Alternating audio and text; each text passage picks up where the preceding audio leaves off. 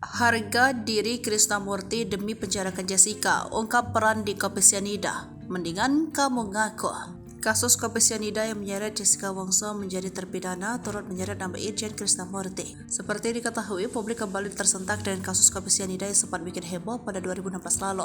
Kali itu nama Jessica Wongso turut melambung lantaran diduga menjadi pelaku tewasnya Wayan Mirna Salihin yang tak lain rekan kampusnya sendiri. Selain itu ada juga nama polisi yang sangat menonjol yaitu Irjen Krisnamurti. Yang kala itu berpangkat kombes menjabat sebagai Direskrimum Polda Metro Jaya. Kini setelah film dokumenter Ice Cold Murder, Coffee and Jessica Wongso meledak, sosok Krisnamurti sebagai polisi jadi sorotan warganet. Dikutip dari Warta Kota, dalam peristiwa tersebut, Krisnamurti memaksa Jessica agar mengaku sebagai pembunuh Mirna Salihin dan video ini kembali viral di medsos. Diketahui video tersebut diambil saat Jessica Wongso menjalani sidang pembunuhan Mirna Salihin di tahun 2016. Mirna Salihin meninggal dunia setelah meminum kopi dicampur racun sianida oleh sahabat Jessica Wongso. Kemudian dalam sidang ke-26 kasus kopi sianida, Jessica menceritakan dirinya mendekam di rumah tahanan pada Polda Metro Jaya. Jessica Wongso saat itu mengaku dirinya didatangi Irjen Krisnamurti di dalam tahanan. Saat itu Irjen Krisnamurti menjabat sebagai Direktur Reserse Kriminal Umum Polda Metro Jaya.